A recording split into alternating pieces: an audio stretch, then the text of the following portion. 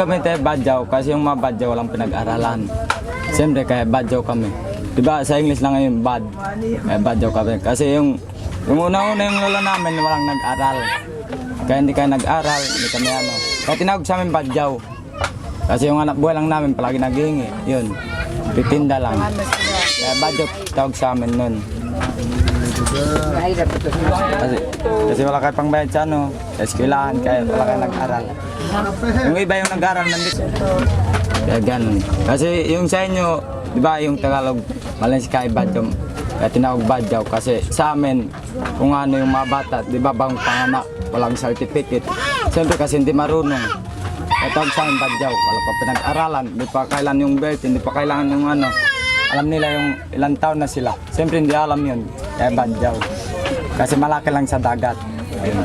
Parang si ano ba, yung shooting na ano, si Salmontano yung pinakaya yung ano ba yun? Shooting ba yun? Murakami. Yung malalaki lang sa dagat.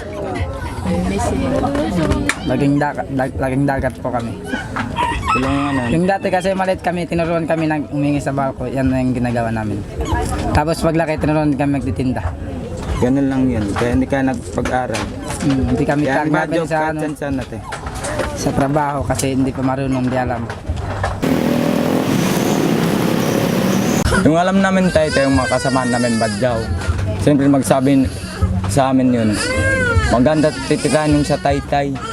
Kasi mababait ang mga tao doon. Siyempre pumunta kami doon. Kung sino makalam sila. Kaya pumunta kami. Siyempre sasakay kami sa ano, bus ng Taytay. Sa Taytay ba to? Oo. Pagkano pa masay? 25. Siyempre sasakay kami. Nung una, hindi talaga ako naniniwalang Badyaw sila. Hindi talaga. Kasi 'di ba, ang Badyaw nasa Mindanao. Tapos bakit sila pupunta dito sa Taytay?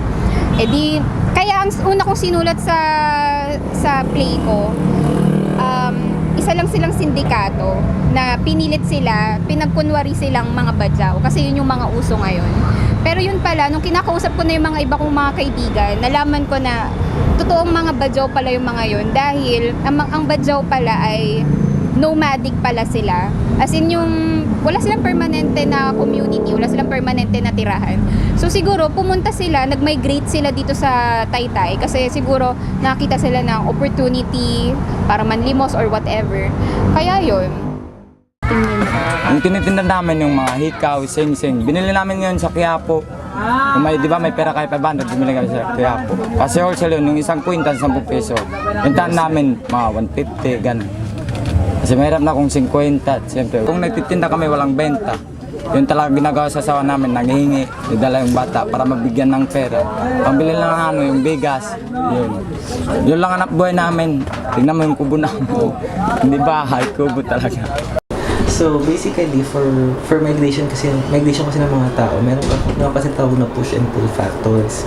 So for push, i-consider natin kasi ano ba yung mga factors doon sa pinanggalingan nilang communities. So sa case ng Badyaw, so given na yun yung economic profile ng communities na gagalingan nila, hindi natin i-expect na maganda talaga yung opportunities available for economic opportunities available for them in terms of employment, in terms of access to services, in terms of ano pa ba, livelihood. Kami ate, saan kami nakatinda, minsan Taytay, Polo, Kogyo, saan kami nakarating. Kasi siyempre yung mga bahay-bahay, ano namin yung sirang cellphone. Diba nakita mo na yung cellphone binibenta ko sa Nissan. Siyempre pagkano nabili yun, hindi pag-uwi namin. Simula kami po mga alas 7, Maaga. mga alas 8 umaga, alas 6, ganun. Siyempre maliligo kami muna. Kasi siyempre kung hindi kayo maliligo, ay Badyaw yan, dapat huwag kayo lalapit kasi madumi yan. Siyempre maliligo tayo, dapat malinis para may benta, ganun. Siyempre kung hindi maliligo, para mo yun, mabaho yan, Badyaw yan. Alam no, kasi Badyaw, madumi. Kailangan maligo muna, malinis, tapos magtitinda.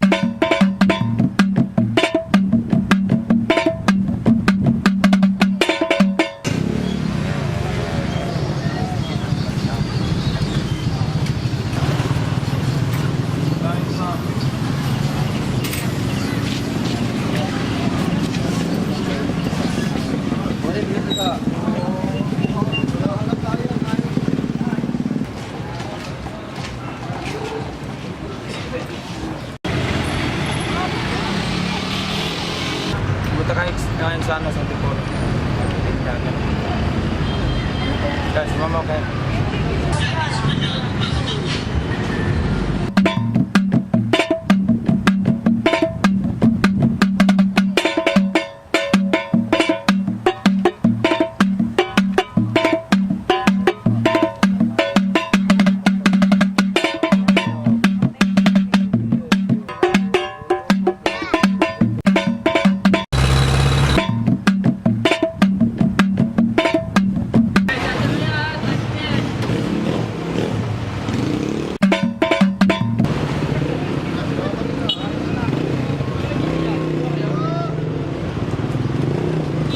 Ikot-ikot tayo dyan.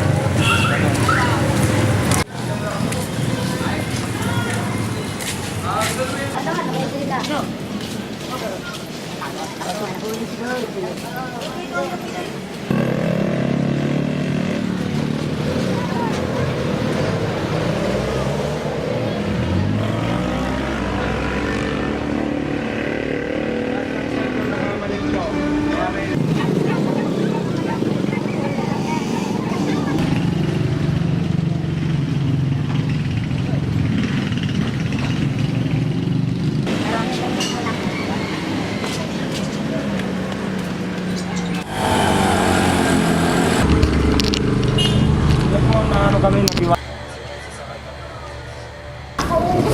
Sabi niya kaya malis na rin ba? Kasi sira na talaga yun eh. Sabi ko lang. Pwede yun. Ang naging sira lang nun yung clutch. Kaso tinanggal ko yung ganito nun eh. Hindi ka. Ikaw singsinya ko pala.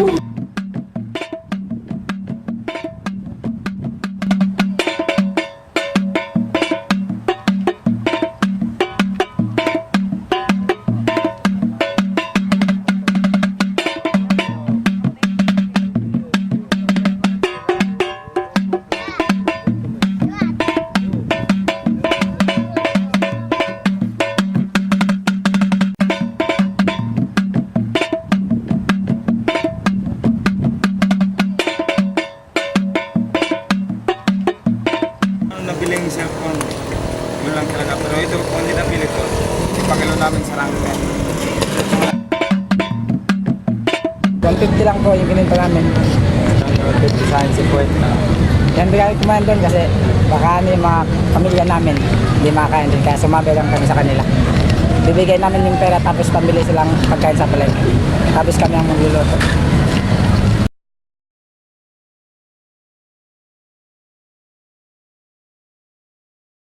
Hindi, pumunta dito kanina. Yung barangay, ang sabi sa amin. Kung di kami alis sa huli kami.